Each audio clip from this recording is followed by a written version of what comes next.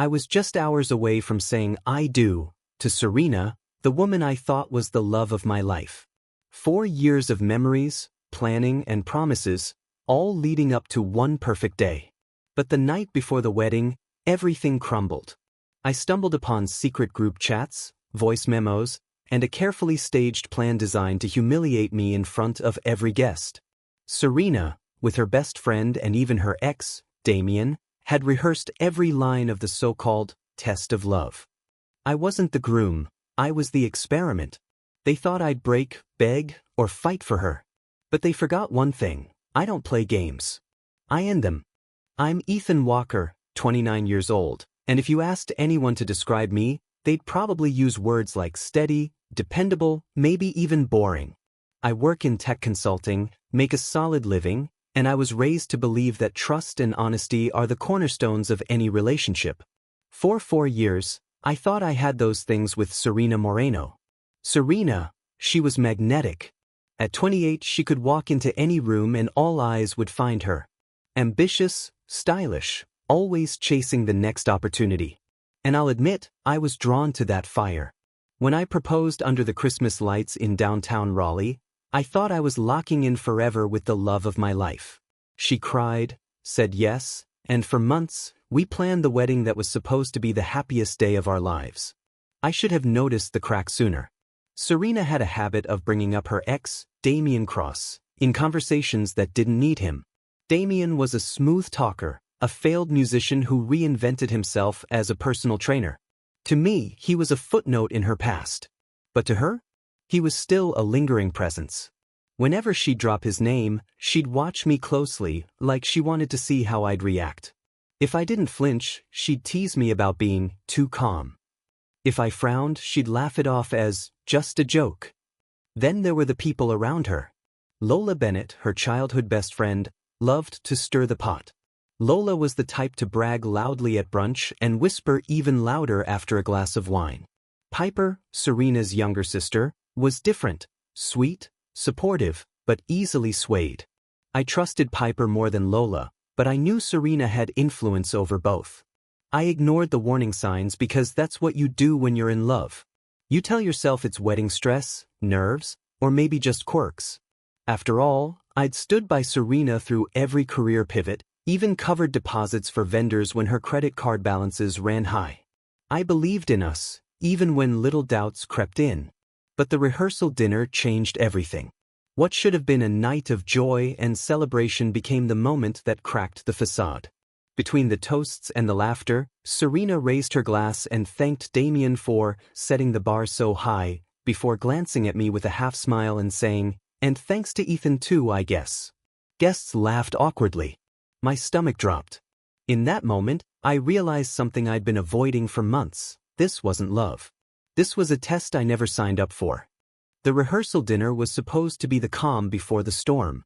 Families mingled, laughter filled the room, and I kept telling myself that tomorrow, everything would finally come together. Then Lola raised her glass. "To Serena and Ethan," she said, her voice dripping with champagne-fueled confidence. Then she smirked. "And honestly, I can't wait to see Damien tomorrow. It's going to be unforgettable." The table erupted in confused chuckles, but my blood ran cold. Damien? Why would Serena's ex even be at our wedding? I glanced at Serena, hoping for an explanation, but she just shot Lola a warning look and brushed it off as a joke. I smiled weakly, but inside, I froze. Something wasn't right. That night, back at Serena's place, while she showered, I saw her iPad on the dresser. Normally, I'd never snoop, but Lola's toast gnawed at me like a splinter. My hands shook as I opened it. What I found confirmed my worst fears. There was a group chat. Serena, Damien, Lola, and even Piper, her younger sister. The messages read like a script. Damien was set to stand up when the priest asked, "Does anyone here object?" He'd declare his undying love for Serena, and she would act shocked, torn, and then wait for me to fight for her. Serena called it a love test. I scrolled further, my heart pounding. Serena wrote, "If Ethan doesn't prove himself, then maybe he's not the one." Lola chimed in with laughing emojis. Piper asked if it was too risky, but Serena reassured her, "Don't worry. Ethan's predictable. He'll take it and stay." My chest tightened as I kept reading. Screenshots of voice memos surfaced, recordings of Serena and Damien rehearsing their lines. In one, Damien exaggerated his plea, saying, "I'll always love you, Serena. Don't marry him." Serena giggled, coaching him to sound more dramatic. Then, chillingly, they joked about going to Paris together if Ethan passes the test. It wasn't just a stunt. It was betrayal dressed as entertainment. One line stopped me cold: "Marriage is just paperwork. The real power is knowing I can make him jealous whenever I want." That's how Serena saw me, not a partner, but a pawn. I sat there in the dim glow of the iPad screen, listening, reading, forcing myself not to smash the device against the wall. Instead, I opened my phone.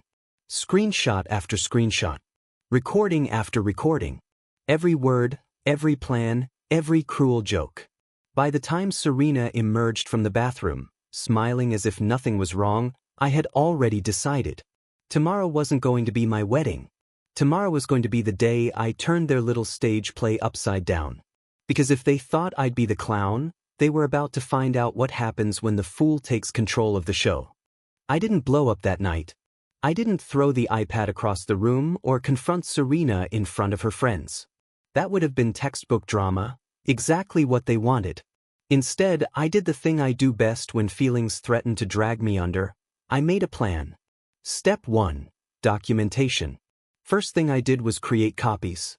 Screenshots, voice memos, chat logs, every malicious little file was duplicated and stamped with a timestamp. I uploaded encrypted copies to my personal cloud, sent a set to my sister Lena with a note she wouldn't open unless something happened, and printed the most damning exchanges on paper as a backup. I wasn't interested in rumor. I wanted receipts, chain of evidence, something that would hold up if anyone tried to gaslight me later. It felt clinical, but the coolness kept me steady. Rage is a poor documentarian. Step 2. Psychological preparation. Then I rehearsed the worst-case scenes in my head until they felt ordinary. I pictured Damien standing, chest heaving, crying out his lines. I pictured Serena collapsing into an act and turning toward me with those pleading eyes she used to get. I tried to imagine my reaction so I wouldn't be surprised by my own adrenaline. Would I yell? Cry? My goal was calm. The calmer I stayed, the louder the truth would sound by comparison. I repeated the line I wanted to say, "This wedding is cancelled," until it felt like a script, because that's what I'd deliver. A short, factual script, not a melodramatic speech. Step 3. Tactical surprise. I needed a way to make the evidence undeniable in front of people who mattered. Family, friends, the officiant. I thought about how to put the proof where it could not be dismissed as petty jealousy. That's where the church's AV system came in. I called the venue's sound tech under the pretense of testing a final slideshow of wedding photos. He agreed to meet me the next morning to do a quick run-through. During that run-through I asked, casually, if I could cue one short audio clip to double-check levels. He nodded. I saved one of Serena's rehearsal memos to my phone and practiced connecting it to the board until I knew the cables by heart. It felt small and brutal and perfect. Step 4. Anticipation and control. I knew they expected spectacle, tears, a fight, me groveling. They misread me as predictable. So I planned the opposite. When Damien stood up and did his piece, I would not interrupt. I would let him, and then I would do something they couldn't rehearse for. I would make their private scheming public, calmly and without flourish. I drafted a one-page statement to read afterward, concise, measured, documented, and put it in my pocket. I made sure my sister and my best friend had copies of the encrypted files so there would be witnesses outside the church if anything went sideways. I also texted the venue manager a short line: "If anything odd happens, please allow me to make an announcement."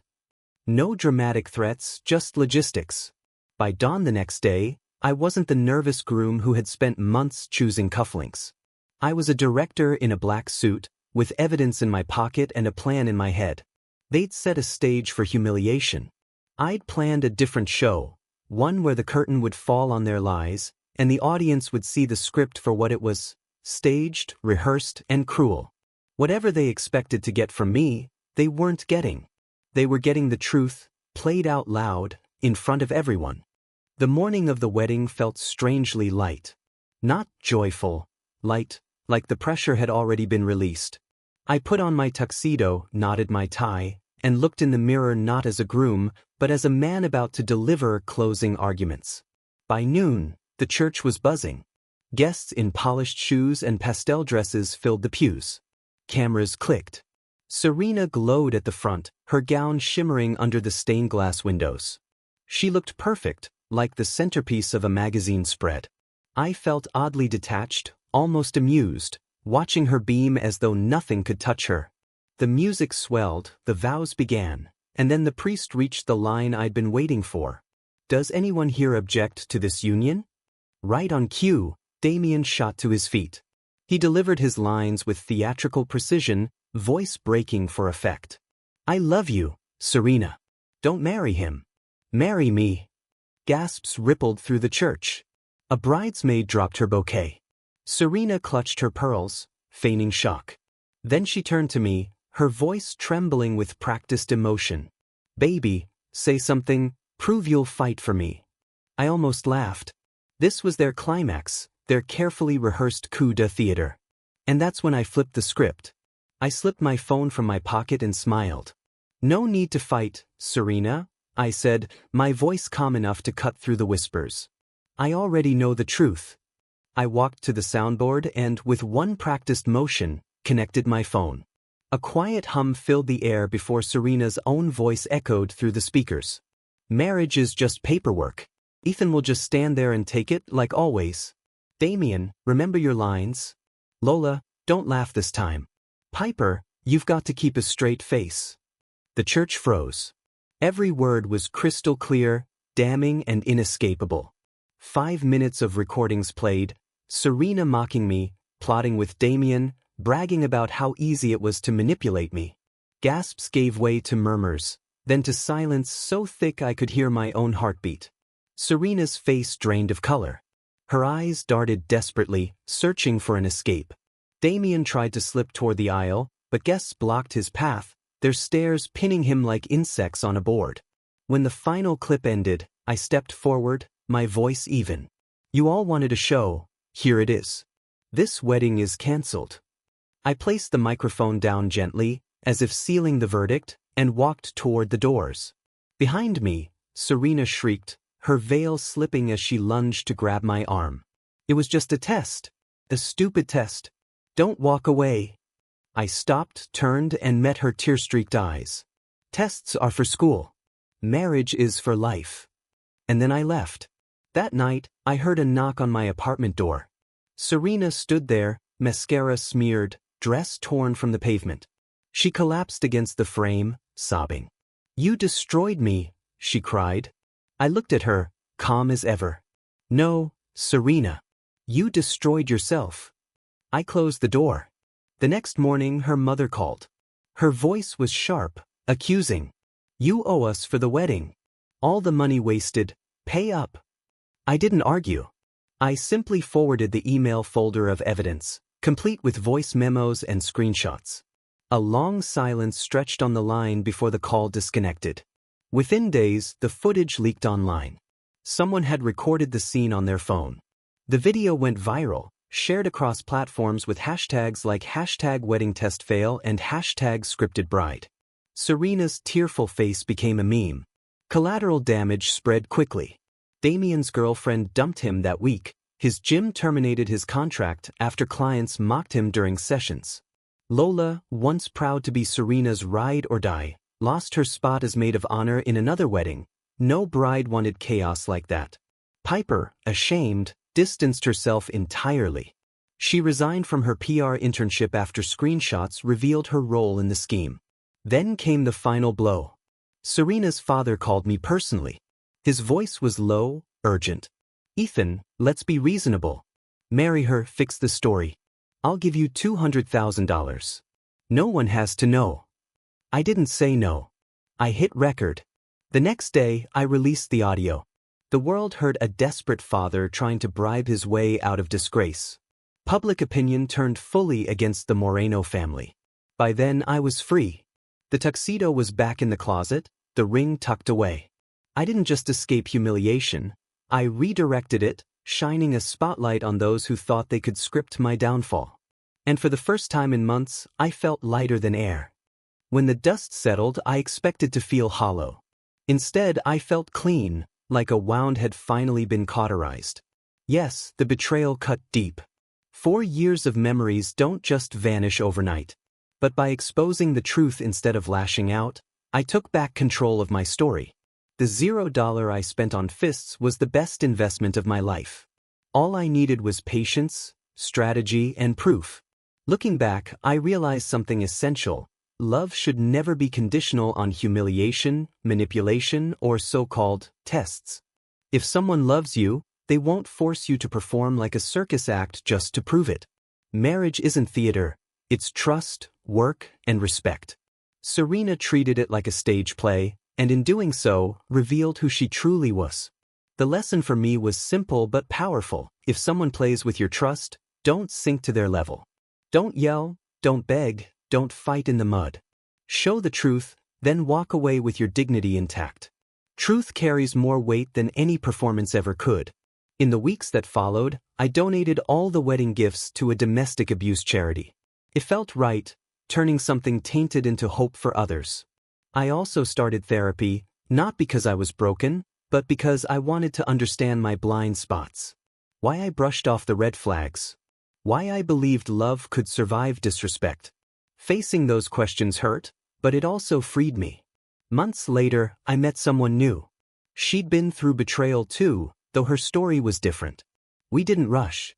We shared scars, laughed about our past mistakes, and slowly built trust, not through tests or games, but through honesty. For the first time, I understood what partnership was supposed to feel like. Steady, safe, real. And that's what I carry with me now. Not bitterness. Not revenge. But clarity. Justice doesn't always roar. Sometimes it just presses play. That was my story, how a wedding turned from a celebration into a public stage of betrayal, and how I flipped the script instead of becoming the fool. But now, I want to turn it over to you. Have you ever faced betrayal that left you questioning everything? Maybe it was a partner's lies, a so-called friend's manipulation, or even a family member's betrayal of trust. Share your experience in the comments. I read them all, and your story might give someone else the courage to walk away from their own toxic situation. If you found this story powerful, don't forget to hit subscribe and tap the notification bell. I post new cheating stories every week, raw, dramatic, and unforgettable. Some end in heartbreak, others in sweet revenge, but each one proves that the truth always comes out. And trust me, the next story is even more explosive.